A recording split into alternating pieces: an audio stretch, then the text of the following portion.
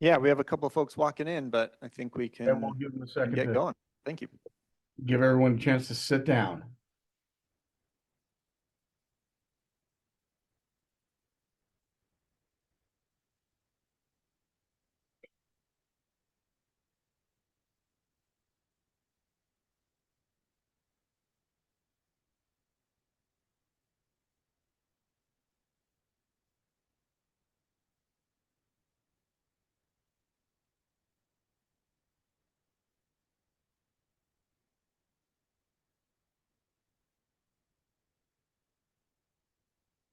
All right, looks like we're ready to go. I'd like to, I'm Mayor Walker from Draper. I'd like to call this meeting to order. I apologize, I'm not able to be there in person, but my day job is calling me today and I can't travel. The change in the meeting time, just so you know, is to allow folks to take advantage of Front Runner. So the new date, new time, hopefully give more opportunity to use transit to get down to this meeting. So that's one of the reasons for the change he wanted me to know. And let's see, the next item would be a call for a vote, a motion to approve the minutes from our October 11th ATC meeting. Is there a motion?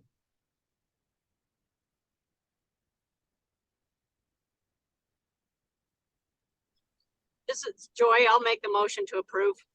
Thank you, Mayor. Is there a second? This is Richard Heyer from Ogden. I'll second. Thank you, Richard.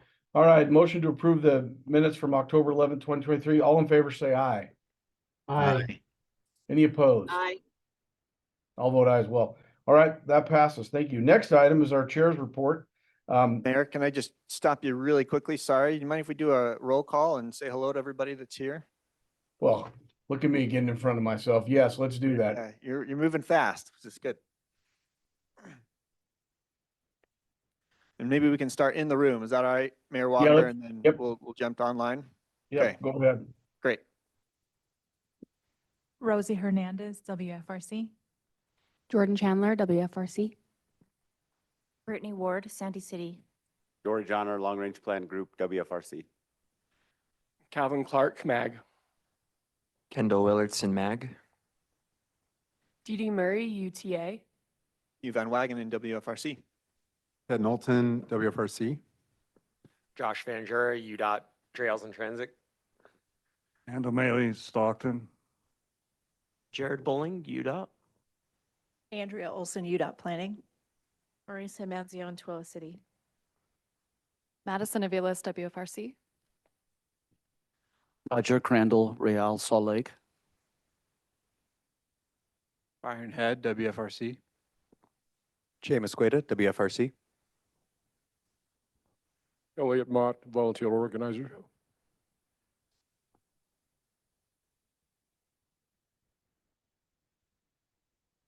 Online, it looks like we have Jeff Euler, Brett McKiff, Mark Bradley, Miranda Jones Cox, Mayor Walker, Randy Gibb, Burt Granberg, Richard Heyer, Carrie Bennett, Mayor Petro, Nate Curry, Megan Rash, Suzanne Harrison, Christiane Borrego, Kevin Jepson.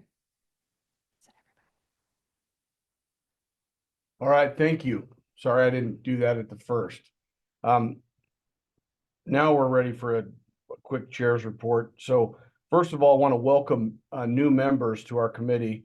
We have Mayor Kevin Jepson of Perry City as a new member, Mayor Travis Moat of Willard as an alternate, Mayor Nadando Lee of Stockton, an alternate, Mayor Carla Merrill of Alpine, a member, Councilmember Suzanne Harrison of Salt Lake County as an alternate, Jared Bowling of UDOT as a member, and Stephanie Tomlin of UDOT as an alternate.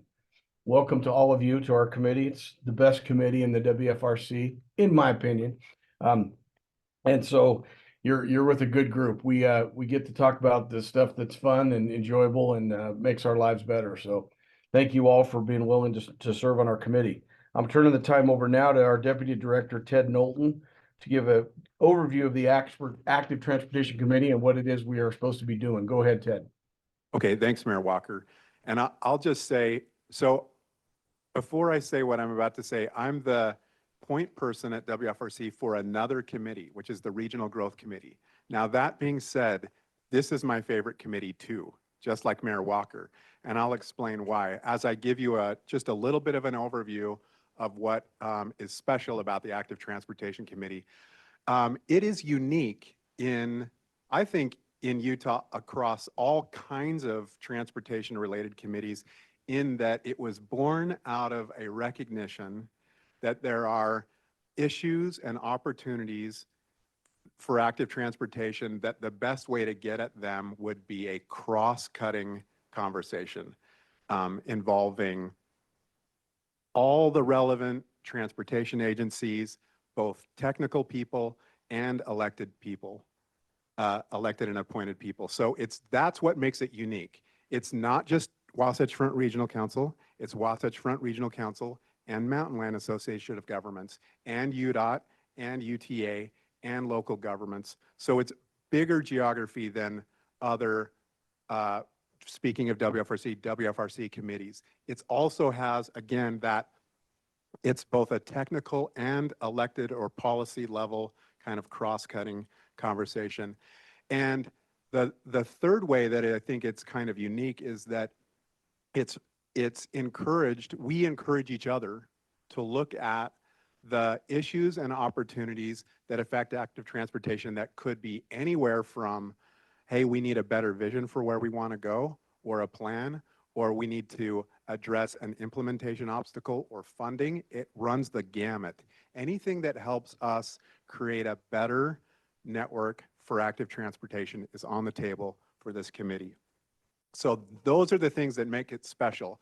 Now I'm going to turn to how it actually fits within the WFRC structure, because it does, while it is also a kind of a broader cross-cutting committee, it does have some formal weight and position within WFRC.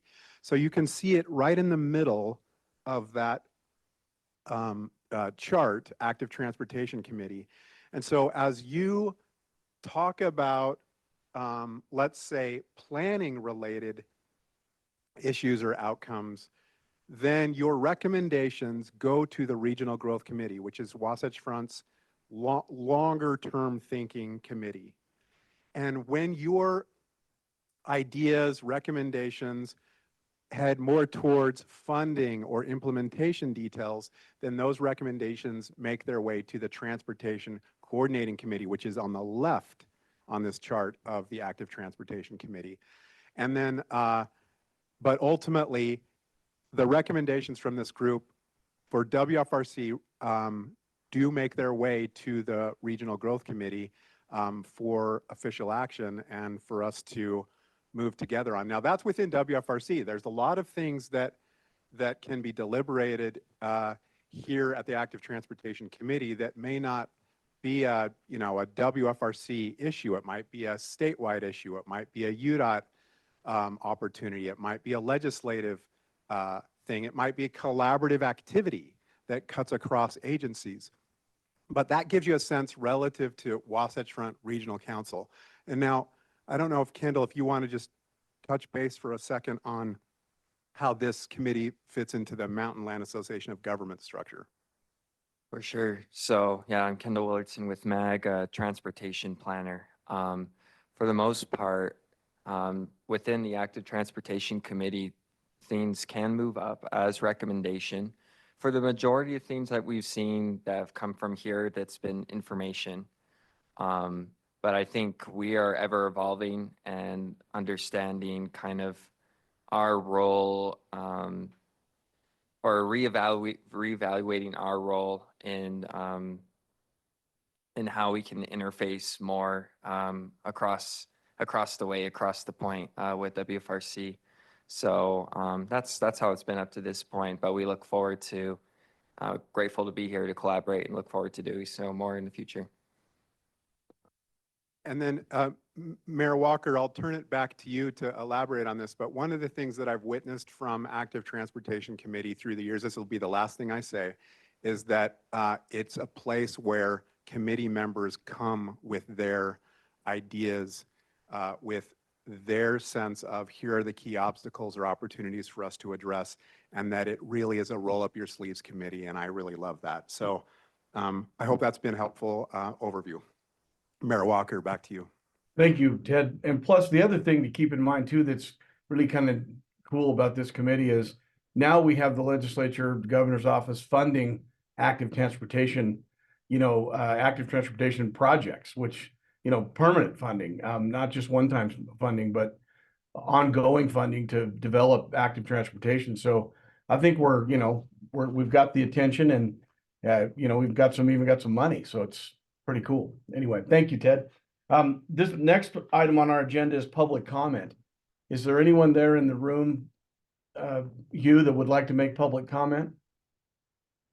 Yeah, we do have a hand up. Mr. Crandall, do you want to step up to the podium and tell us again who you are? Oh, please press there's probably a button on that thing, so it goes green. Okay, are we on? Thanks. Okay. My name is Roger Crandall. Today I'm representing Real Salt Lake. Scott Reynolds was not able to attend. He's in Denver right now.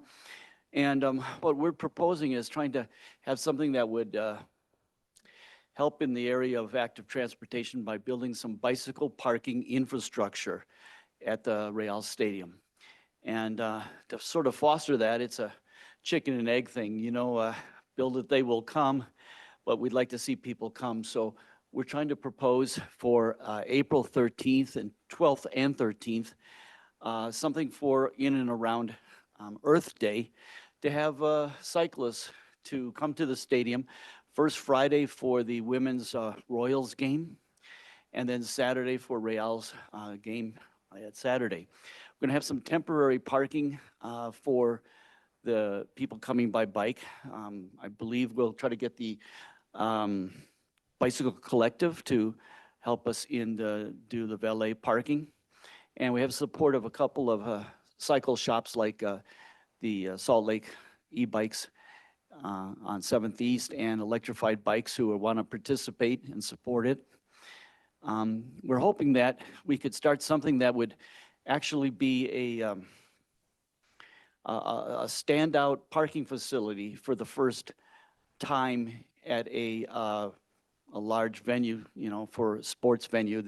And hopefully it would kind of build on to be something at the, Delta Center, something for the university, both BYU and the U, and for baseball and hockey and whatever else. We need to have some decent parking structure for cyclists. So we're going to try to promote this, and we're working on different issues. One little stumbling block is, maybe someone can help me out on this, is that they're concerned that there might be liability if we make it like it was a special ride. And we'd kind of like to have something that would start from downtown Salt Lake, go maybe on the Jordan River Trail to come to the stadium. But, there are all kinds of issues with that. Basically, people come from all over, all kinds of areas, and they need a place to park bikes that will be safe. And, I'm sad to say that the 3 rings we have out there by the stadium is rather, is a type of disgrace for a large, facility like the stadium we have. And it's not like what they have in Europe where they have 2 or 3 story high bicycle parking for thousands of cycles. So we'd like to kind of move in that direction little by little, and we'd love your support. Thank you. Is there anyone else there, Hugh? Yeah, we have 2 others. One coming up right now. Morning, everyone. Do I need to push a button? We're good? Okay, thank you. My name is Elliot Mott. I'm a volunteer organizer. In your case, probably cycling is what reflects mostly with what your committee does. Been doing it a long time, and I want to reach out and thank you for the important work you're doing. West Davis Highway, that was always my main route to Logan. Highway 89 always rode well, but now with the frontage road, it rides even better. So thank you for that. And the West Davis Highway, the new road that is not yet complete in terms of the bike path, that is turning out to be a wonderful addition to our cycling venues here along the Wasatch Front. We ride to the left of the white line because that's where the road is the cleanest. A metric I'd like you to make note of is the amount of street sweeping your communities and towns do. I don't know if funding is available through Wasatch Front Regional Council for street sweeping, but it's something to consider. We ride to the left of the white line because that's where it's clean. So street sweeping is important. Finally, stress the importance of having uphill bike lanes in all the canyons. It's really, really important. That's where things slow down. That's where cyclists become a hazard or a concern or a frustration for motorists. So if we have bike lanes in the uphill bike lanes or the uphill travel in the canyons, that would be very, very helpful. There's much more I could say, but I want to limit my comments to the Wasatch Front Regional Council's area of operation. So thank you for the time. And again, thank you for the important work that you're doing here.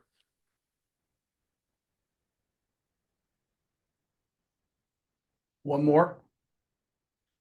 It wouldn't be a meeting without Dave. Go ahead. I haven't been able to come for a while, so nice to be here today. So my name is Dave Iltis with Cycling Utah.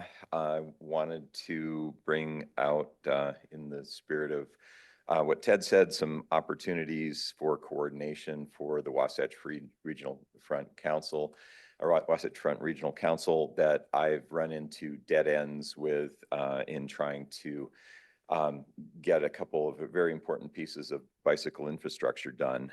The first one is 3200 West. So 3200 West, Salt Lake City has a little bit of bike lanes. They're working on connecting from 5th South to 21st South. After that, West Valley City's done a decent job, and off and on all the way for 15 miles, there are bike lanes and then not bike lanes.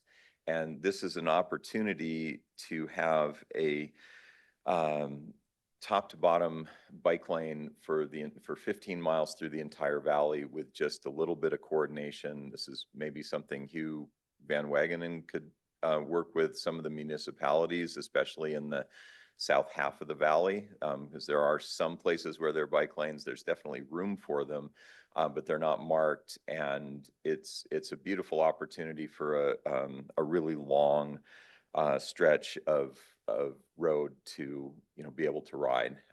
There are some issues with UDOT and like the 201 where it's kind of a hazard there, but step by step. The second one, really important piece of infrastructure. So Salt Lake City is putting a ton of money into the 9-line trail, which dead ends at This Is the Place State Park. This Is the Place State Park is poorly run. They seem to think that trails are going to open up the park for more vandalism. And so despite numerous emails to them, to the state parks director, asking Josh Van Jura and his group to work on this, nobody seems to have any interest in this whatsoever. And the fix is so simple because it's just, have this, the trail's actually built. It's ready to go. All it needs is a bollard at one end, a couple signs, and then close it when the park closes. It is such a simple thing to do, but nobody seems to be willing to do this. And this gives a really important connection for Salt Lake City's 9-line trail to go into Research Park for a safe route for people to commute by bike to Research Park, which is a huge destination for bike commuters and commuters of all sorts. So I'm going to ask Josh and Hugh, maybe you could publicly ask UDOT and WFRC to help work on this project and work to try and educate the park to opening this up and spending the very little amount of money to put a bollard in and a couple signs. And with that, thanks so much. Anyone else in the room? Thanks, everybody. Thank you. Is there anyone online that would like to make public comment?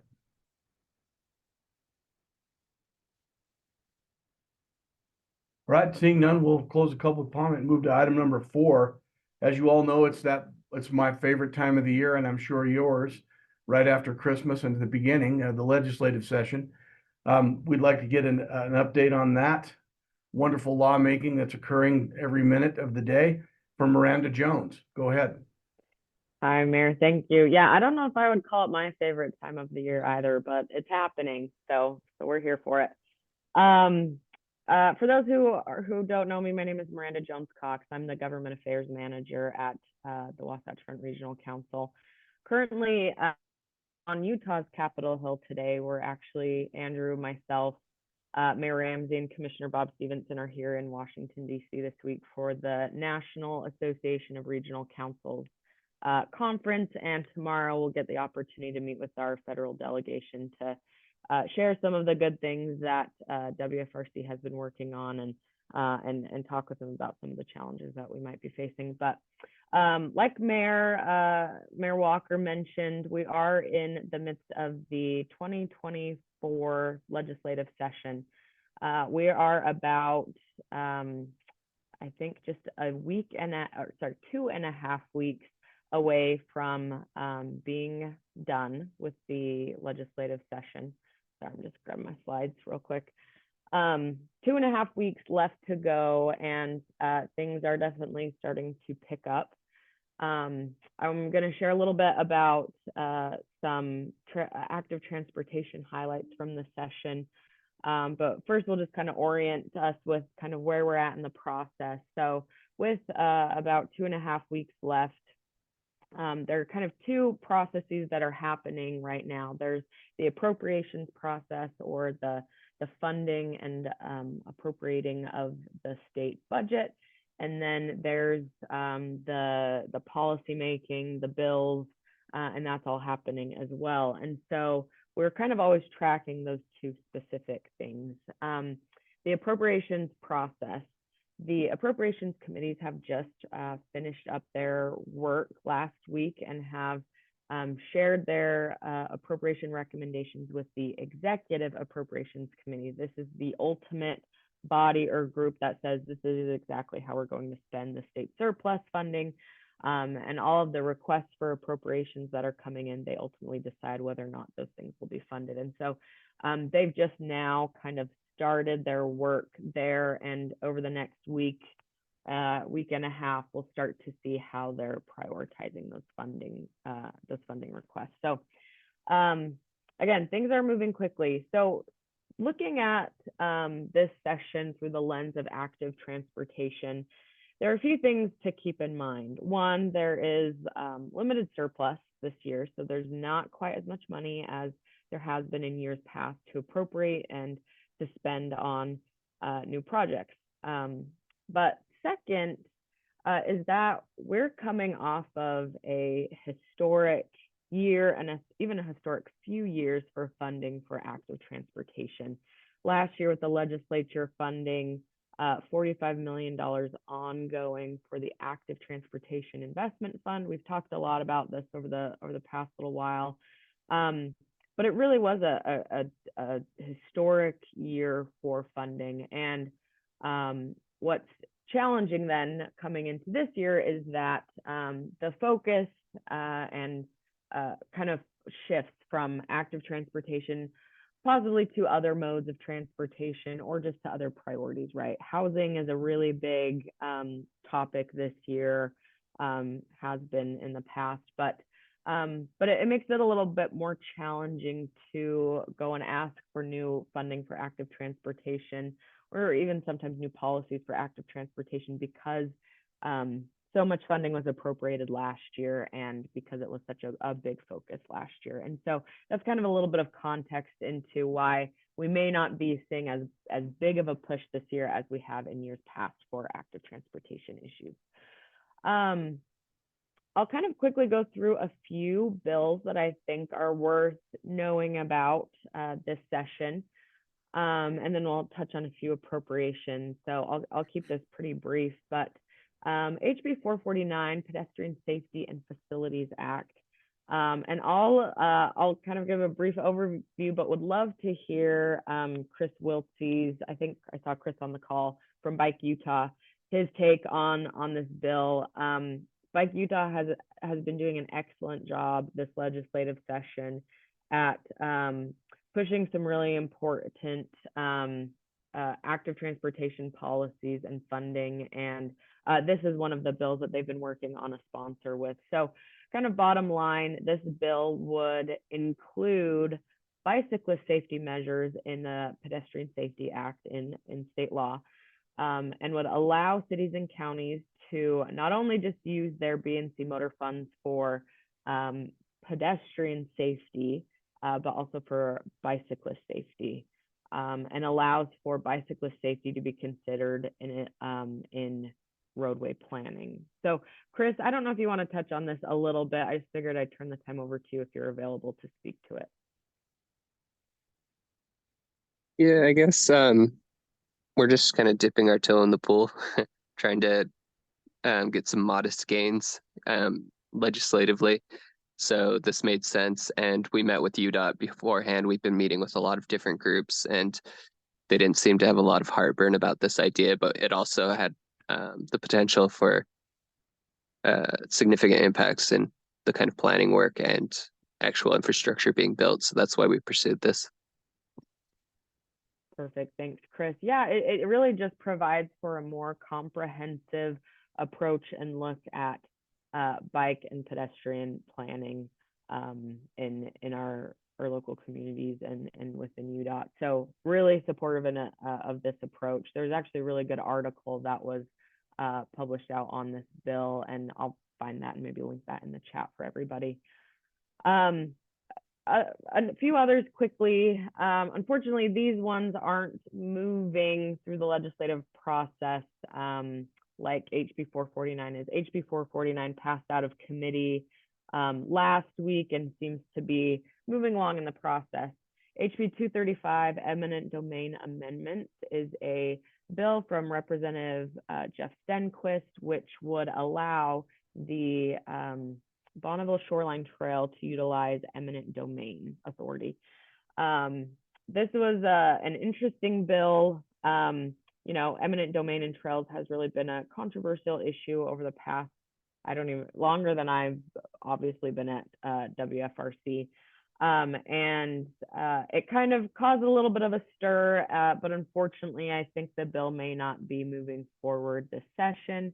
I think Representative Stenquist was hoping to start a conversation on this issue again, and maybe had some specific things in mind in regard to the Bonneville Shoreline Trail. But so wanted to note that to folks. Unfortunately, we probably won't see that one moving forward. And then HB 65, Active Transportation and Canal Trails Amendments. This is a bill that I believe several folks here on this committee have been working with Representative Lesser on throughout the interim. The idea here with this bill was that Representative was looking to better facilitate canal trail development, development of trails on canals, specifically with canal trails that were going to be abandoned by a canal company or would be sold, and would allow cities, MPOs, UDOT the opportunity to weigh in to purchase those canal corridors, to then create those canal trails, kind of just helping facilitate the development of more of those within our communities. Unfortunately, this bill seemed to have gotten a bit of concern and opposition from canal companies. And so we're unlikely to see this one also moving forward during the legislative session. But just wanted to flag it. I know Representative Lesser has been working hard with a lot of stakeholders and partners and took this through the interim process and has been doing a lot of work on it. So just wanted to flag that for the group. And then lastly, wanted to touch on a few appropriations. So again, while I said there's not a big push for appropriations this year for active transportation, there are a few things that that could impact it. So Again, Bike Utah has a request in this session for active transportation and community planning assistance. Some of their funding had been cut in years past, and this would restore that funding so that they could continue to provide technical assistance to local communities for active transportation planning. And I think particularly in smaller communities who may not have the capacity or expertise to do that kind of work. Cities like Parowan, my hometown in southern Utah, they did an active transportation plan for them last year. And so this request unfortunately didn't rank super high in the appropriations subcommittee funding list, but the executive appropriations committee still has the opportunity to rank this and it has the opportunity for it to get funded. So we're continuing to support our partners at Bike Utah on that.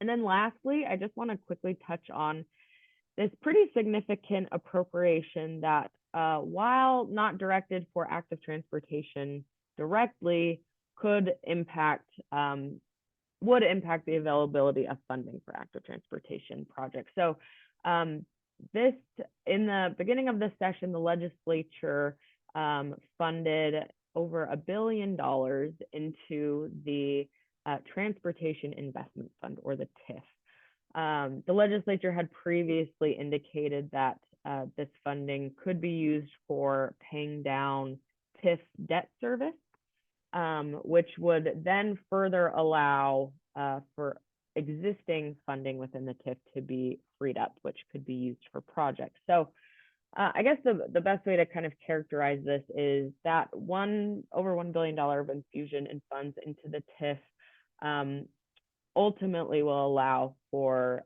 additional TIF funding for projects, including TIF active projects, which as this group hopefully is aware is an opportunity for communities to nominate projects for the Transportation Commission to then prioritize out of that TIF active funding. So again, we're still waiting to see exactly how that funding will play out in UDOT's processes, but really, again, another significant year of one-time state surplus going into transportation, and will be great to see active transportation programs within UDOT's program be able to benefit from that. So I will also just finish quickly by saying that we have during session our bill tracker as well as our appropriations tracker, and we also send out weekly updates of what's happening up on Capitol Hill. So I'll link those in the chat as well for those who want to kind of follow along a little bit more closely. But I'm always happy and willing to discuss anything that you might be concerned about during the session. And also just love when we get your guys' feedback. If there's bills that maybe we're not aware of or tracking that are concerning or that we should be aware of, please feel free to reach out to me. We'd love to discuss it. So with that, Hugh, I'll turn things back over, or Hugh or Mayor Walker, I'll turn things back over to you. Thank you, Miranda. Item number 5 is next, and as you know, there's a lot going on regionally when it comes to active transportation planning. We have a few items that Hugh's going to go over. Well, Hugh and Calvin and Clark and Josh are going to go over a few of these items to bring you up to date on what's happening in the planning department. Hugh, who's first? Yeah, I'll start. Thanks, Mayor. Oh, you know what? I'm going to pop up front.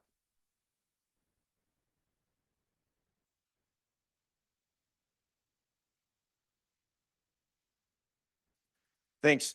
So many of you are aware, all of our statewide organizations adopt a regional transportation plan or our long-range transportation plans in the spring and or summer of 2023.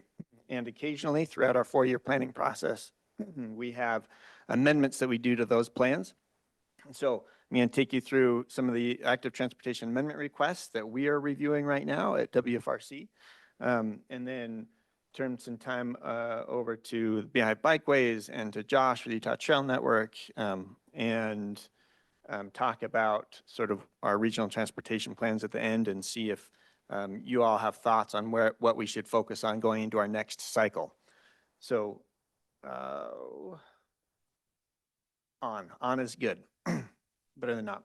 Okay, so this is our first amendment. There are also projects in the roadway and transit modes that are getting considered, but we're just going to be talking about the AT projects right now. So before Commissioner Fackrell knocks my head off, I'll just explain this Weber Canyon Active Transportation Project was actually covered in both UDOT's long range plan and WFRC's regional transportation plan. So they overlapped. We were also eager to make sure it was on the unified plan, the statewide plan, that we overlapped one another. So just for consistency's sake, for cost's sake, we're removing this section of the Weber Canyon pathway from the regional transportation plan in WFRC because it is represented in UDOT's long range plan. So again, avoiding confusion in the overall unified transportation plan, this project's getting removed from the WFRC plan. Porter Lane Bike Lane, we're just adjusting some extents here due to the I-15 crossing. We'll talk about in just a minute, but again, trying to clean up where starting and start points end so they match up with other facilities moving forward. Bonneville Shoreline Trail West, so the Ochre Mountain section of the Bonneville Shoreline Trail, be a big ring right around the Salt Lake Valley and other places. But essentially, Salt Lake County did an updated study on alignment and feasibility that we weren't able to get into the plan when we adopted last May. And so this is an update to that from Salt Lake County. If you can see that map clearly, there are some gaps in what the new facility is showing, and that is because those sections are built. So that is exciting, right? And so don't freak out about the gaps and why those are there. It just means something exists, which is awesome. This is a pedestrian overpass over the railroad tracks in Bluffdale. Bluffdale received some Federal Railroad Administration funding to construct this bridge. We had this bridge in phase 2 of our regional transportation plan, but because they have funding, we are moving that phasing of the construction project to phase 1. Right, when something gets programmed and has money more immediately tied to it, and move into that phase 1. I-15 EIS, the environmental impact statement has come out with the preliminary design of that facility that has a lot of active transportation components to it. And so I won't go through every project that's impacted, but there are 11 active transportation projects that are either getting modified or are new projects based on the I-15 environmental impact statement. And the cost of those projects is also going to get rolled into the I-15 project. And so we're taking that into account with this amendment. Kearns finished their an active transportation plan, again, sort of after we were able to get it into our regular process, so updating with a few projects. There are 3 multi-use pathways and a buffered bike lane in Kearns. Layton also, same thing, finished the local active transportation plan. I know Mayor Petro, you're on the call, hopefully able to pay attention as you're either still stuck in traffic or driving, but a lot came out of that really in-depth process. And you can see on the map a lot of modified projects and a lot of crossing projects along existing facilities like the Denver and Rio Grande Western Rail Trail, trying to improve or minimize conflicts with vehicles along those types of corridors. So a lot being considered here.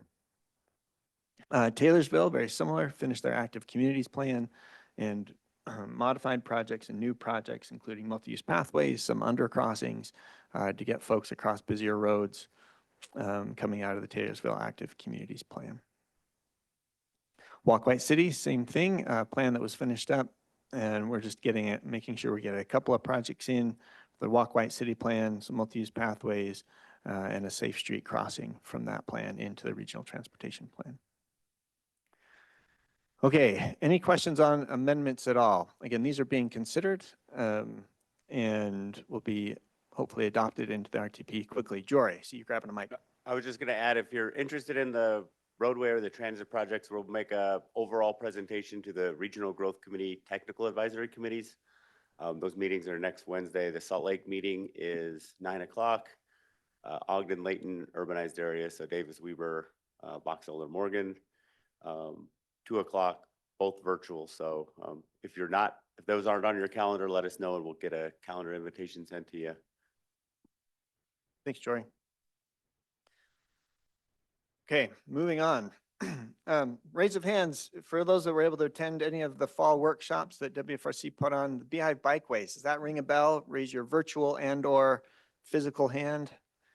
Are there a lot of people doing their virtual hands? No, nobody. Okay. That's all right. So just as a reminder, this was something that we introduced in our fall workshops, talking about family-friendly bikeways that were connecting everyday destinations. For example, Wasatch Choice centers, right, where you have a number of different things going on: housing, jobs, entertainment, services, right, where people can travel and trying to connect these places up throughout the Wasatch Front. So Wasatch Choice Centers, stay with me for a second. All you map people are going to hate me by showing this map this way. North is to the left of your screen. Just trying to make sure your brains are working this morning. This map is showing the Wasatch Choice Centers in the northern part of the Wasatch Front area. We came to you and said, for both the Utah Trail Network and Beehive Bikeways, how do you want these things to all link up? And in the northern part, this was all the comments we received at those workshops. There's a ton of great feedback. It was awesome. A little overwhelming if you look at it right off the bat, right? And so as a staff, we're working to refine what this looks like for this network and trying to trim it back. So what does this look like in the southern portion? Again, north to the left of your screen. You know, maps are arbitrary anyway in their direction, where they're facing. All right, Wasatch Choice Centers in Salt Lake County. This was the feedback that we got from those workshops. Again, it was really great, and trying to refine it down into something we can bite off bit by bit. Ted, do you have? One quick addition. You might be thinking, how does this relate to the Utah Trail Network? And in those same workshops, we got feedback on both the Utah Trail Network. You can think of those as the major trunk lines, as well as the Beehive Bikeways that complement and help us create that overall network that gets to these key destinations, Wasatch Choice Centers. So we got feedback on both of those at the same time. And so the feedback on the Utah Trail Network went to UDOT, and I know that Josh is going to talk more about that update there. And then this is the Beehive Bikeways, which is the complement that helps us create that high quality network that that we can aspire to. And so next steps for this, right? We have this sort of refined network. We want to come back out to you as cities and say, we took all that feedback. We tried to distill it a little bit. Does this feel right? Is this what you had in mind moving forward? So we'll be doing that over the coming months. And also looking to identify resources that can help, right, with development and implementation of the network as you build this out. Because as Ted mentioned, the Utah Trail Network is the state network. Beehive Bikeways is complementary to that, but will be locally led, you know, with our help, hopefully. So that's where we are at there. And I'll just open it up for any questions on the Beehive Bikeways. And thanks to Dee Dee Murray for the rad name. We love it. Yeah. Anybody online at all? I have a question for you. Okay. Commissioner Fackrell, yes. The beehive is upside down. So that's a comment, not so much a question, a critique.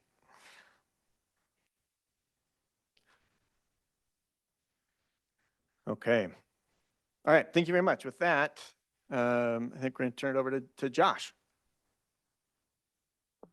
Well, thanks you. I'll get my presentation going here. Give me 1 second.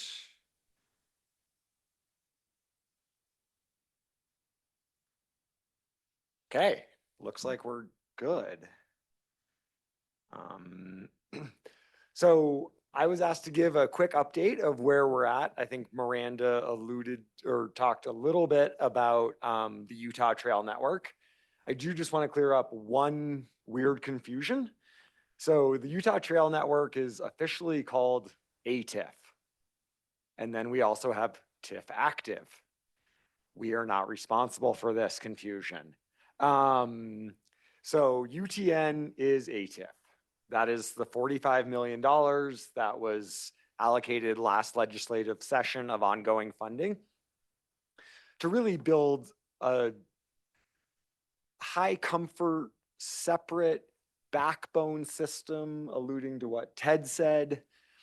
And then the Beehive network, because they need to function as networks, right? You need to be able to get safely from your point of origin to your destination. And this is really the larger gaps in that. So separated facilities and paved is ATIF, aka UTN. We still have TIF active. TIF active is a separate nomination process that is a 60-40 match and functions more in that local network. And so 2 different programs, again, just wanted to clarify the difference between them. So for an update, oh, I gotta close a window. I can't see my own slides. Talk about the UTN's initial programmings, how we got there and the next steps, but also a separate effort, and that's building this long-term vision for the network. So let's talk about the initial programming first. Last September and October, we held meetings with the Association of Governments and all of the MPOs. So thank you specifically to WFRC and MAG for all your support there. There were a lot of meetings. They're also a lot of fun, right? I left every one of those meetings literally just energized. They were a lot of fun. They were a lot of work, but they were a lot of fun. We learned a ton of information. We actually had, I want to say about 160 projects that came out of that effort. Many of them, I'm going to say most of them were on existing plans, but we also had sort of a big picture visioning exercise. And we called it Dream Big, because a lot of times people never dreamt big because they never thought they could have the money to support these big dreams. But now that we have $45 million a year, oh, some big ideas came out. And it's really exciting.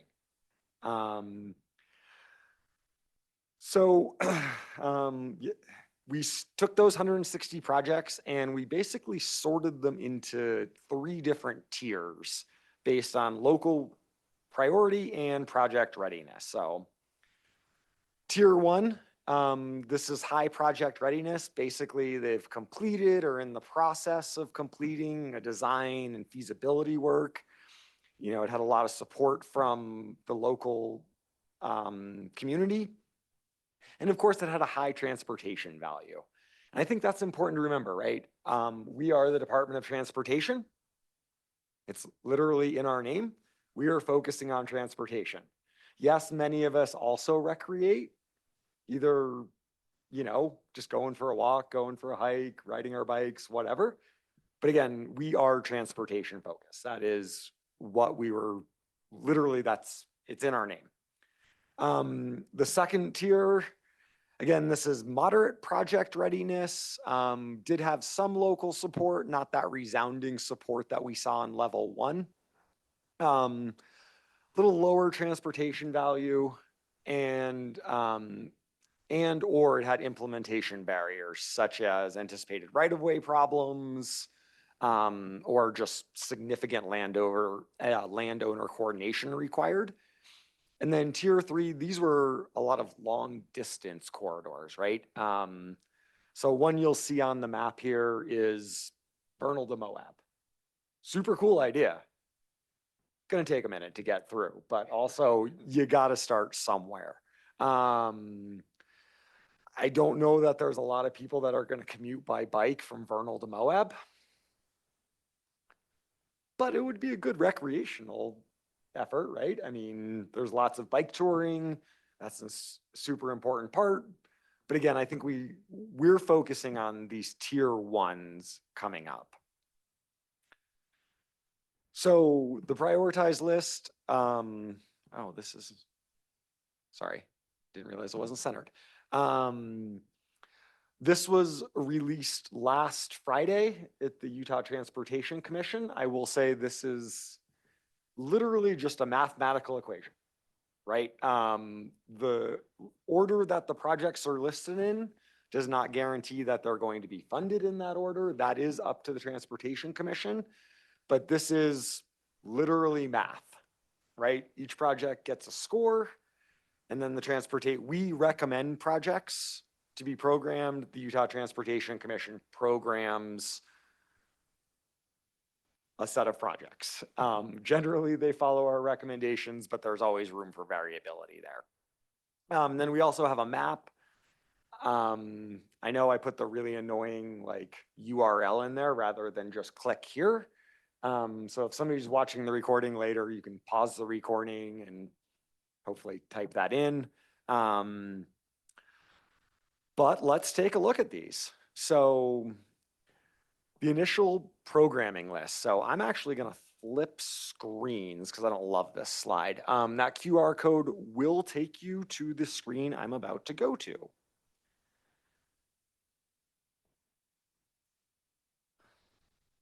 So here's the Utah Trail Network map. Oh, it did not change. I'm sorry. Okay. We're not going to do that. Sorry about that. Sure, that'd be great. What you're seeing on the screen now, well, because I can't run a computer and talk at the same time, let's be honest, it's just going to leave a really awkward silence. You can start to see when you look at this map, the big vision, right? You can kind of see how things are connecting. Like there's some gaps, but generally you start to see where everything is. And so the graphic as it sits right now is displaying tier 1, tier 2, and tier 3 projects. Thank you, Hugh. So what you're seeing right now is only tier 1 projects. So you can use the legend, pop up tier 2, pop up tier 3. Again, tier 1, high transportation, high project readiness. And tier 1 represents 42 projects statewide. So we took that 160, basically broke them down into the 3 tiers. And there was 42 projects in tier 1. So again, you can use that QR code, you can look through. I find this kind of hard to see. I'm a spreadsheet guy, I can't help it. So we also have this in data form. So there you go, thank you, Hugh. So these are the 42 projects and their associated score. You can find this, the easiest way to find it is honestly just Google Utah Trail Network and it will come up right here for the prioritized list. Again, this is the prioritized list. That does not mean that they are going to get funded in this order. Our next steps are we want to vet these projects a little bit better. Make sure we have good, rough alignments, good concept estimates, and basically we don't over-program the amount of money we have and then can't complete anything, right? That doesn't mean we're going to play it conservative. That means we're going to play it smart and make sure that, what we commit to building, we're able to build. So we are bringing on an independent cost estimating team to start looking at what the alignments are and estimates. So again, we can program projects that we have enough money to build. Thank you. So where are we now? I think it's important that we started out with these local and regional plans. Like I said, we went out with, met with all of the AOGs and MPOs, and that was our local feedback and input. We then took all that 160 so projects back, confirmed alignment with our UTN guiding principles. I know Steph's given that presentation before. I'm sure many of you have seen it multiple times. And so then again, projects are assessed to be on UTN criteria and ranked. So that's what was just released last Friday. And then, so we're right between that 4th and 5th bubble today. And hopefully come March and or May, Utah Transportation Commission, we will program projects. So we anticipate programming the $45 million of one-time funding, the $45 million of year 1, and then $45 million of year 2. So we're hoping to program $135 million of Utah Trail Network in the next couple of months. So that's super exciting. Getting the prioritized list was a huge lift, an unbelievable amount of work that Steph and her team have put in. She gets all the credit. She's actually down in St. George today, so sorry, that's why I'm here presenting. So let's talk about that long-term vision. And this is, you know, when you looked at that map that had tier 1, tier 2, tier 3, you can start to see that backbone, right? But we do need to go out, work with communities, and really make sure we have this long-term vision. But we also recognize that there was, you know, with this initial programming, there was a backlog of needs. There was clearly projects that were identified that were absolutely going to, like, just, I'm not gonna say 100%, but very logically fit into what the Utah Trail Network is going to be. So looking at those projects, but also we're planting the seeds, right? You got to start somewhere when you're trying to create a statewide trail network. And that's what the Utah Trail Network is, right? So again, we move quickly because we wanted to find quick wins based on these existing needs. Again, emphasizing that this list was developed through the AOG and MPO support. And really it was based off the existing planning and feasibility work that had been done. So that's kind of today, but going forward, you know, we need a bold and visionary plan. This is really cool to think about, like a statewide backbone.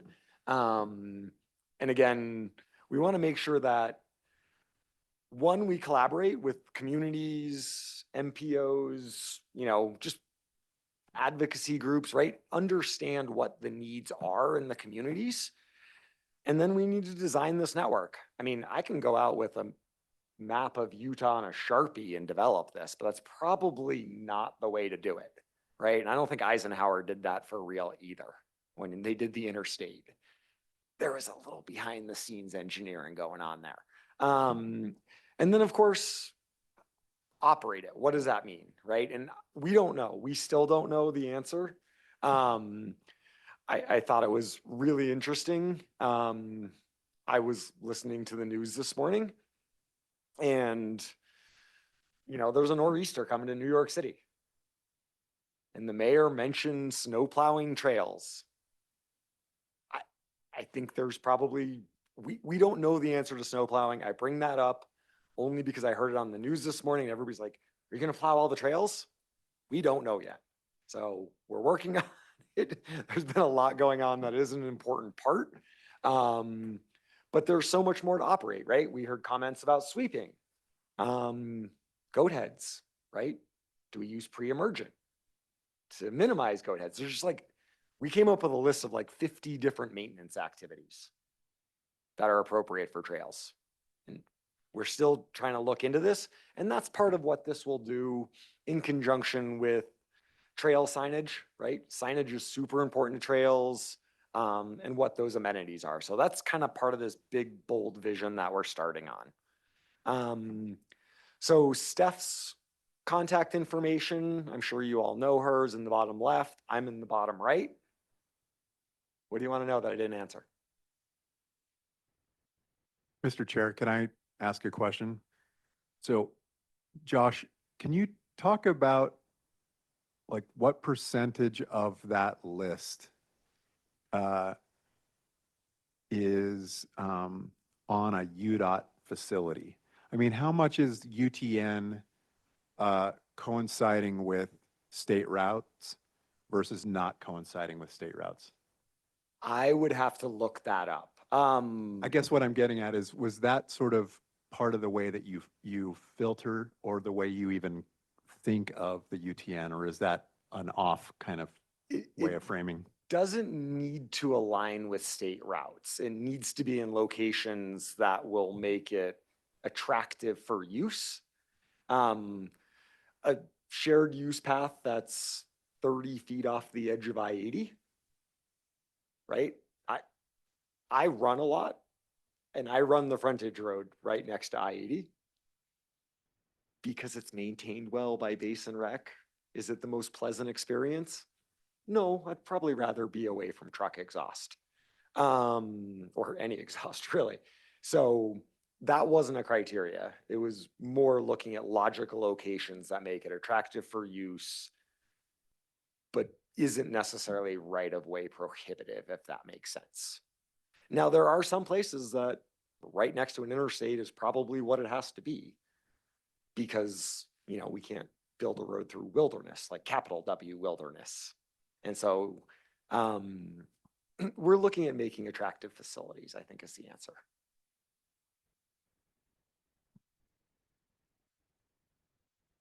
Dave, do you have a question? Josh, okay, take that. We get to a microphone, please. We can all hear you.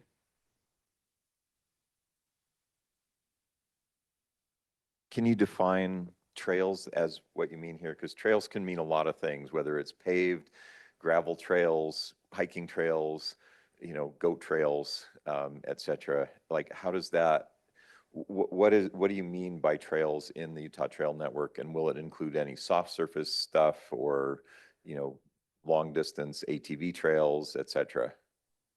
Yeah, so that's actually really easy because it's defined by code and the funding source. So they're not soft surface trails. These will be entirely paved trails. Okay. And the second, just to push back on recreational versus transportation, if you go drive to a restaurant, is that a recreational drive or a transportation drive? If you drive to the ski area, is that a recreational or transportation? Same thing goes with recreational and transportation cycling. There's not really a difference. And I think I look at it sort of as, if you start and end your destination at the same point without any intermediate stops, right? I mean, my dad loves to drive around the lake, right? He is not driving for transportation. He never stops the car. He's just driving for recreation at that point. And I do the same thing when I go for bike rides, like recreation bike rides. Like, the point is to ride my bike, not to get to the grocery store or the post office. But no, your point's very well taken. Maybe I'll just add, hopefully I'm not putting words in the DOT's mouth, but just because the Utah Trails Division exists and will be building out this network doesn't mean that other UDOT facilities and other purposes, right, will not be considered, such as bike lanes and whatnot moving forward. Is that fair? Yeah, great point. And I forgot to bring that up, is individual roadway projects will still be responsible for integrating and funding additional trails and bike lanes and safety improvements. So while this is sort of the interstate of paved trails for active transportation, that doesn't mean individual projects are good, you know, just gonna be like, no, somebody else will take care of this, right? There's still that responsibility at a local project level to integrate. Yeah, perfect. And I'll just piggyback on what you said about the vision that you're continuing to create and the Beehive Bikeways and the regional transportation plans, right? We're all working together to make sure these are all integrated and they're not siloed efforts. Because the point is, as a user, I don't necessarily care who owns, operates, or where jurisdiction, no boundaries end. I just want to be able to get from A to B safely, wherever that is, recreationally and transportation wise. So we're all committed to work as agencies together to make sure that happens.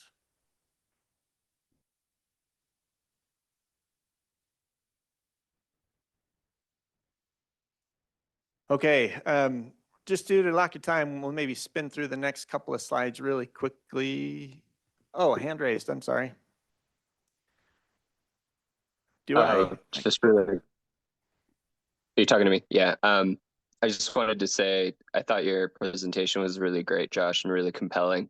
And your distinction between like recreational riding and sort of destination based or transportation style riding is like very much in line with what like, Utah is. So I really appreciate you making that distinction and looking at this network through that lens.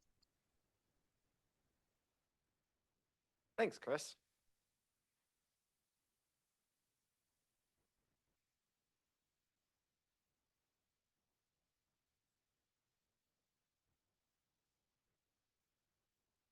I think we just have a couple of slides to spin through quickly, looking at the current long-range plan landscapes before we move on to project funding.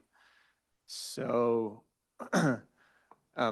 just so everybody in this room, right, we all, you all respond to MAG, UDOT, WFRC, different areas that we're talking about. And again, we work on the unified plan together. And is there another slide after this? There we go. Thank you. And right, we're entering into development of the 2027 regional transportation plans. Right, this is sort of a lay of the land of the current plan, not including the amendment we went over last time. And you can see the number of different facilities that are out there. By and large, facilities are made up of bike lanes and these shared use paths and or the paved trails that Josh went over. But there's a lot of other little things to fill in gaps, make sure we have good crossing of facilities. This is the RTP landscape. Calvin will walk through the MAG landscape in just a second. But as you look at these, feel free at any time, if you have a thought that comes to your head about, what we need to think about in the regional transportation plan, and come and tell us, right, if you have something that's going on there. Again, Morgan and Tooele counties are covered in UDOT's long-range plan. Andrea, I don't know if you want to just nod your head. You're good. Okay, nod your head. And we'll show you a quick map of that in a second. But just be thinking, I would really love for my agency to think about X, Y, or Z going into this 2027 plan cycle. So next slide, I think, is Calvin. Yeah. Thanks, Hugh. So just briefly, what we have for our MAG RTP, we're working on our RTP on roughly the same cycle as WFRC, and so we're in the 2027. So we just have a map here of the 2023 that we came up with last year. And we don't have as detailed of breakdowns, but we do have a total number of breakdowns of our active transportation facilities, and that's what's shown on the map. That we have 441 total miles, and that's of bikeways plus multi-use trails. And so you can see it here on this screenshot, and you can also find the map on our website as well as on the unified plan, and you can sort through and go ahead and get all clicky on it and find out more information about specific projects. Again, mentioned Tooele County, so it's part of the UDOT's long-range plan, right? Facilities, multi-use pathways, bike lanes, pedestrian crossings, grade-separated crossings, and sort of a unique feature of the long-range plan, I don't know that's covered in MAG and not yet in WFRC areas, sidewalks, right? Where sidewalk gaps are and missing. So, and then next slide. Also in Morgan County, plan currently has multi-use pathways, bike lanes, ped crossings, shoulder bikeways, and trailhead improvements. So again, these are living plans, right? We revisit them on regular cycles, and so always opportunities to get input and influence these plans moving forward. So yeah, Jory. Just a quick reminder for everyone, these are the plans that have kind of risen to the regional transportation level, but when you look at the local master plans, there's quite a few additional projects. I'd say at least double what we have in our regional transportation plan, the smaller connections that connect to the parks, local community pieces. So just a reminder on that as well. And then last slide, I think just as the unified plan website where all of these projects between the plans can be viewed together with the detail on them. And again, something we'll be working towards for the next planning cycle as well. Hugh, one thing on the unified plan, and Dave, this kind of goes to your comment about maintaining and operating and keeping things clean. We worked collectively to make an estimate of how much that cost would be across the state. You can find that on the unified plan page with the other modes, but we worked this was the first time we've tried to identify a number of how much it would cost to maintain and operate and preserve active transportation facilities at a similar level that we do the roadway and transit. So that's all on the website as well. Okay, thank you.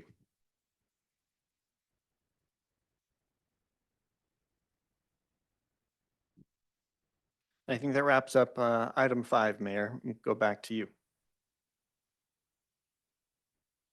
That takes us to item number 6, which is the project funding, discussion about the funding and currently being considered by UDOT, MAG, and WFRC. So that looks like a group of you as well. Go ahead.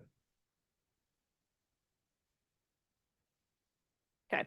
In the interest of time, I'm just going to stay here. Jordan is running the show for me, but I'm Andrea Olson with the UDOT Planning Division. I will try to catch us up here on time a little bit and give you kind of the highlights of where we are in terms of the TIF active transportation projects and TTIF first last mile. For just in the way of review though, remember all of these projects that are shown here today are nomination based. Local governments and transit districts can nominate projects. That window for nomination this year was in July and August. And since then, we have gone through and determined eligibility for all of those projects. Eligibility means that it increases capacity, that it's a hard surface, and in the case of first last mile, that it connects to transit facilities. So just to orient you where this information is, if you go, oh, sorry, Jordan, if you go back to the project prioritization, even back out one more. Yeah. So if you go to projectprioritization.udot.utah.gov, at the very top banner, you'll see ranked lists there. If you click on that, it shows an icon for each of the 4. So there's 2 TIF highway, TIF active transportation, and then TTIF transit and TTIF first last mile. So if you click on any of those, and let's click on TIF active, Jordan, that will bring up the current list of ranked projects. So those nominated projects that we received that are eligible, we put through our prioritization model, and this is how they ranked. And you'll notice a couple things about this list. We've categorized them in terms of project type so that we can more easily compare. It's more of an apples to apples comparison, compare projects that are kind of the same project type.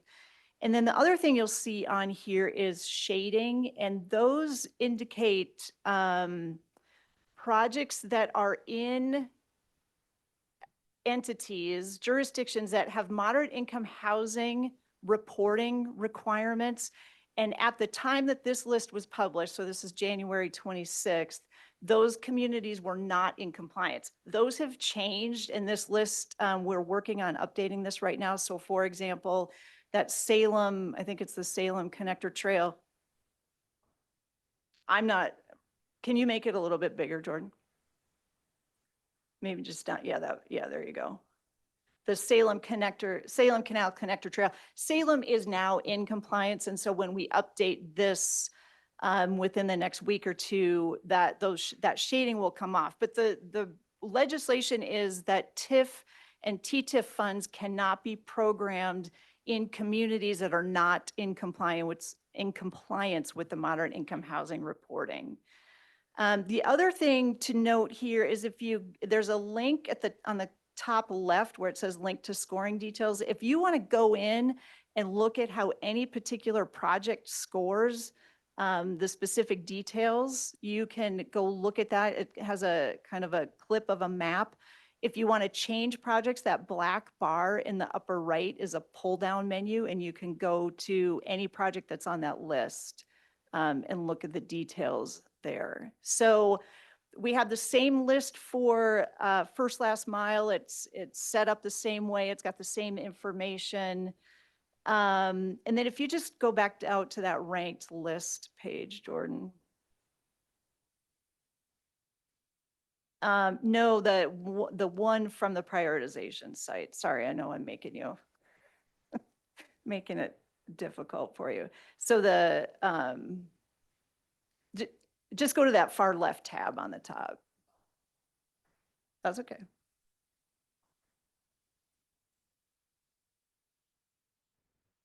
All right, thank you. Next item, are you done? Is that everybody? We got everything? I just was going to update. Well, so there is a link to the Utah Trail Network, the information that Josh showed. And then right now there's no current schedule for programming these projects, but note that the Transportation Commission did fund a transit project at their meeting last week. So these, you know, these are not necessarily all going to be programmed at the same time, that they can do it kind of at their will. So happy to answer any questions. I have one. Is that, so is most of this funding coming out of the ongoing funding sources, or is it, I mean, is there like a, do you know the percentage, the split, I guess would be the question? There isn't a specific split, like, for example, of TIF funds that are, you know, dedicated or allocated to TIF active transportation. That is a decision, you know, up to the Transportation Commission.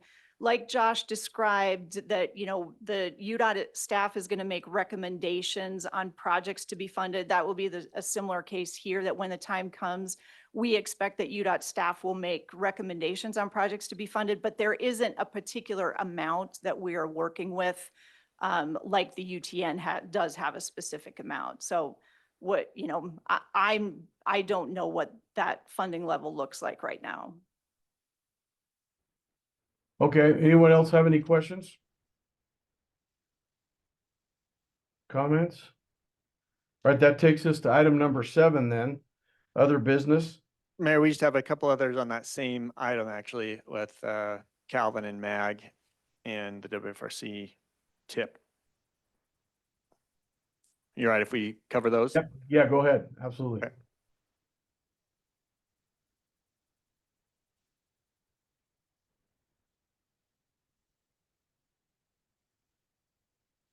So just a quick introduction, the Transportation Improvement Program is federal money that comes to the MPOs to program in the forms of the Congestion, Mitigation, and Air Quality Program, Surface Transportation Program, Transportation Alternatives Program, and Carbon Reduction Program. Calvin, I'll turn to you. Thank you. You can go to the next slide. So just to briefly cover the timeline that MAG works on our TIP process. So we actually work on a 2-year cycle. And so we're in the middle of a cycle that started last August, where with our kickoff, work through project ideas. And then this month in February is when we're doing a lot of the sussing out of and report and going through the concepts of the different project ideas. Actually, yesterday is when we had our concept reports. And so we're going through those right now. February 1st is when we actually approved our studies. They don't go through the entire process. And so once they just went through the first step of ideas, and then we made a funding decision for those. And so all of the studies that I'll go over briefly have been approved. We had 5 total studies, 2 active transportation. And then for the rest of the projects, we'll go through, we'll approve the list of prioritized projects in June, and then we will approve the TIP expected in August. And so we have 5 total studies that were funded. 2 are active transportation studies. We have the Spring Creek Corridor Study, which is an alignment study between South Provo and North Springville, where there is currently no active transportation connections, trying to find the best alignment for a trail that will ultimately go in there. And then the other is the Woodland Hills Trail Feasibility Study. Woodland Hills is a small community in the south of Utah County, and they don't have much in the way of active transportation facilities. And so this is a feasibility study to get a trail going through their entire town. And then this is just a highlight. This is updated as of yesterday morning, so I don't know if anything got added in the 11th hour. But just a highlight of some of the projects that are going through our TIP process right now, and they have yet to be approved. And so some of these will be funded, some of them will not, or because it's possible all of them could be funded. We have the Highline Canal Trail, which is a trail over the Highline Canal going through San Quentin all the way up to Spanish Fork, where through the south of Utah County. Lehigh Frontrunner Trail, which is kind of playing two roles of the first last mile, as well as connecting to our active transportation facilities up there. Utah Lake Parkway Trail, which is partly built, and this is the segment from Linden to American Fork. We currently have sections in Provo and then North County that are built.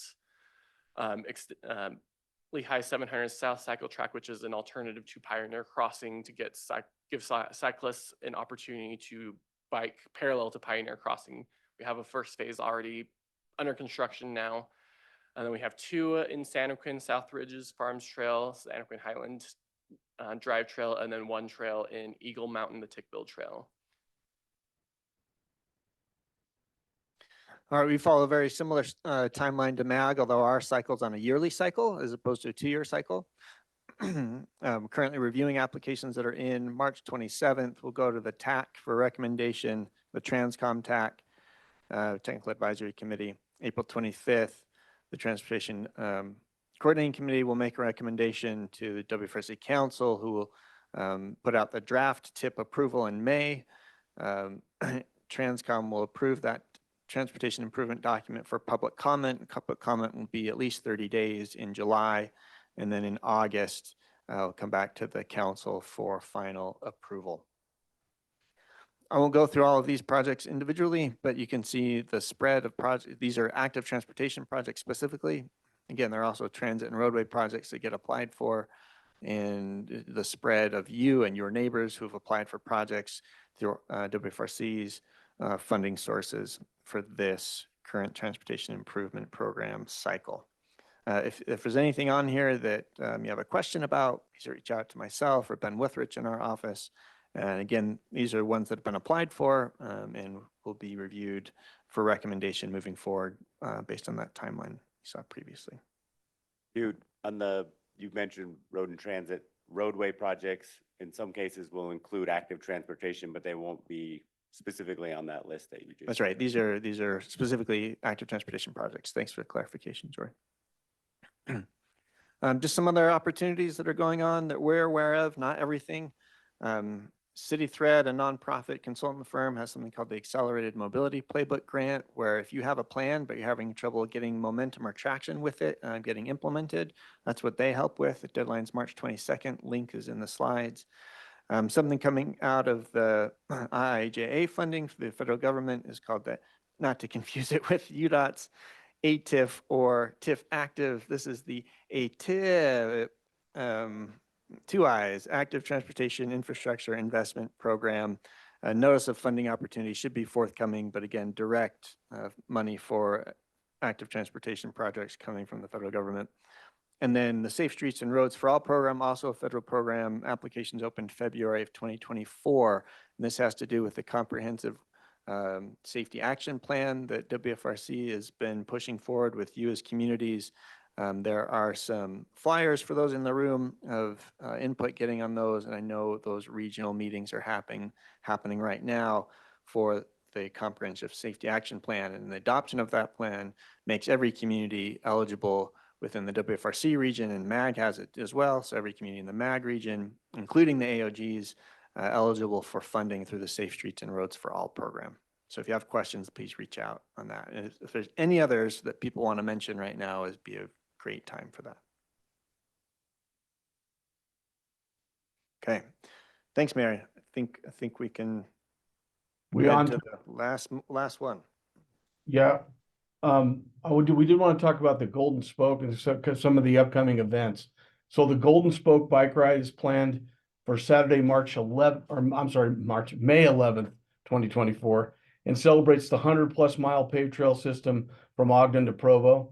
This year, rides are going to begin in Ogden and Provo, with participants meeting in the middle at the Tracy Avery's Jordan River Nature Center in South Salt Lake. You'll be able to return back to your starting location via Front Runner. And so if you're interested in that, like to get your community members to participate, It's a great opportunity, great ride, a lot of fun. I've done it a couple of years in a row, and it's really awesome to do, especially if we get good weather. One year we had some rain, but hopefully we'll have some good weather this year. Next item I wanted to make you aware of is there's a private group that runs a bike ride called the Front Runner 100. It's a metric century ride. Hugh, have you got a slide on that one? Yeah, next slide if we could. This is a ride. It's one you have to pay to ride, but you can see their charity is the Crohn's and Colitis Foundation and Navy and Air Force volunteer groups. I've done this one 3 times. It's really fun. Meets in Salt Lake City at the UTA Front Runner headquarters, and you ride up to Ogden and ride Front Runner back. Really fun. I've got a couple of mayors, at least one, Lehigh. Mayor Johnson and I are doing it together. If any of you want to do it with us, it is on the same day as the Golden Spoke. So sorry about that, but so I'm going to be doing this one instead of the Golden Spoke, but that's one to make you aware of. They've been doing it for about 10 years. Really well supported, fun ride. And if you're like me and you don't want to have 4,000 feet of climbing, I think over the entire 66 miles, it's 960 feet. So it's a pretty much flat. So anyway. And then again, our next meeting would be April 9th at 9:15 a.m. So new date, Tuesday, new time, 9:15. And then next is a video training for Open and Public Meetings Act. Are we doing that in the context of the meeting, Hugh? No, if you want to ask for a motion to adjourn following the meeting and get that motion out of the way, then folks that don't need to see that training can feel free to leave. Okay, if you're like me, you get this training like 9 times from 9 places. So is there a motion to adjourn? Following the video training. Following the video training. Thank you. So moved. Second? This is Joy. I'll second it. All right, we have a motion and a second for adjournment of this meeting following the video training. All in favor, say aye. Aye. All right, any opposed? Hearing none, we'll move to the, do you want to hit the upcoming events, all of them, Hugh? Do you want me to hit those really quick? Nope, you don't have to do that. Okay. Thanks, Mayor. All right. Thank you all. And I'm going to be dropping off. I've been trained. So thank you. Thanks, everybody.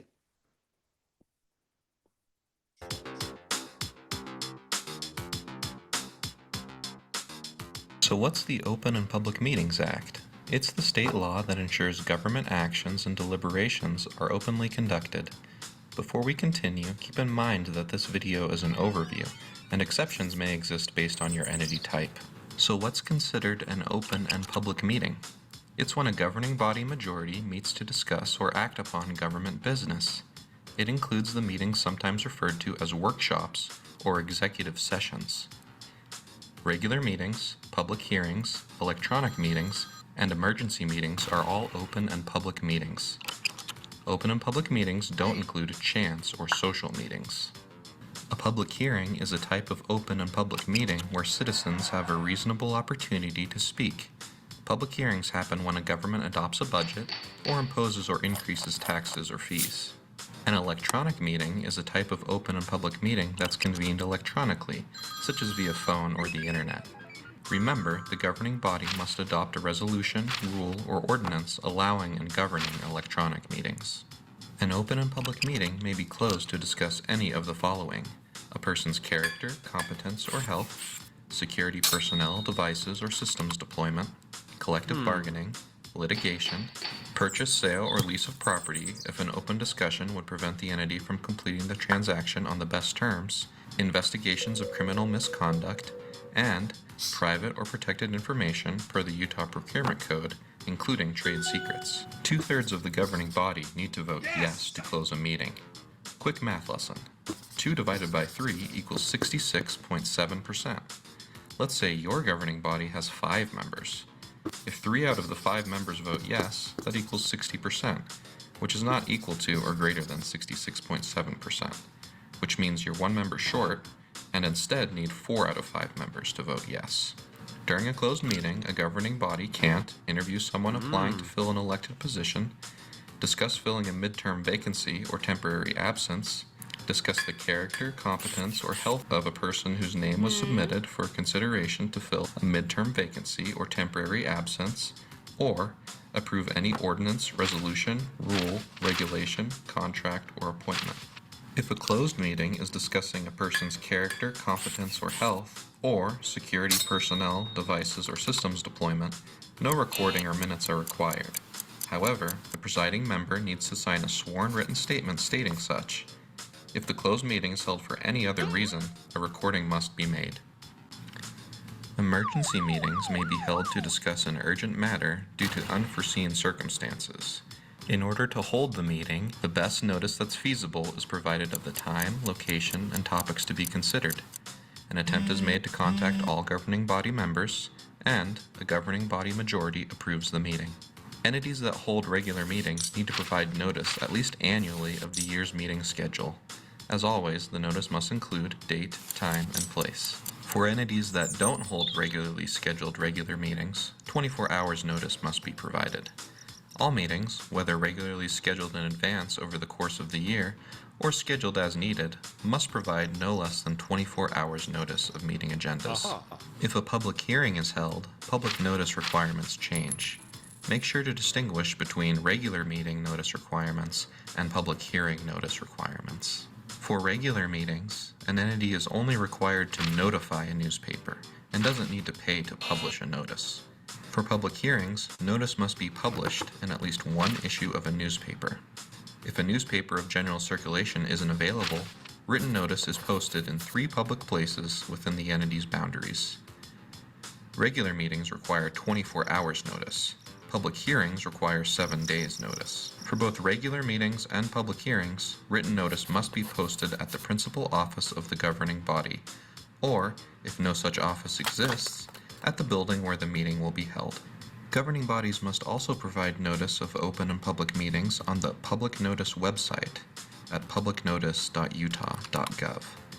By posting on the website and providing the email of the local newspaper, governing bodies can also meet the requirement to notify a newspaper.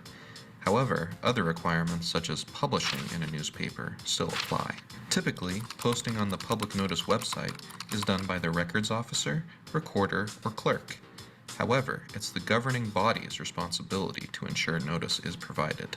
State Archive quick guide for owners and posters, as well as training videos that can be accessed at their website at archives.utah.gov. If your entity is increasing a fee or undergoing truth and taxation for a property tax increase, be aware that there are additional notice and posting requirements. Public meeting agendas need to include reasonably specified topics to be considered, with each topic listed under a separate agenda item on the meeting agenda. The governing body may not consider a topic in an open meeting that wasn't on the agenda. If a new topic not on the agenda is raised by the public during an open meeting, the governing body may discuss the topic. However, final action may not be taken on the new topic during that meeting. Meeting minutes and an audio recording are required for all open meetings, with limited exceptions. When an open or closed meeting is required to be recorded, it must be unedited and contain all the portions of the meeting. Recordings of open meetings must be made available within 3 days. Every entity needs to establish procedures for the governing body's approval of minutes. Pending minutes are written minutes prepared in draft form and are subject to change before being approved by the governing body. Pending minutes must contain a clear indication, such as a draft or pending watermark, that the governing body hasn't yet approved the minutes and that they're subject to change. Pending minutes must be made available within 30 days. Approved minutes are written minutes of a meeting that have been approved by the governing body. Approved minutes are the official record of the meeting and must be made available within 3 business days. Whoever is responsible for taking the minutes during meetings, typically the records officer, recorder, or clerk, needs to be familiar with what OPMA requires be contained in the minutes. When a governing body closes a meeting, the following must be publicly announced and entered into the minutes of the open meeting at which the closed meeting was approved. The reason or reasons for holding the closed meeting, the location where the closed meeting will be held, and the vote of each member of the governing body either for or against the motion to close the meeting. The recording and any minutes must include the date, time, and location of the meeting, the names of the governing body members present and absent, and the names of all others present except where disclosure would infringe on the confidentiality necessary to fulfill the original purpose of closing the meeting. For more information, access our local government resource center at resources.auditor.utah.gov.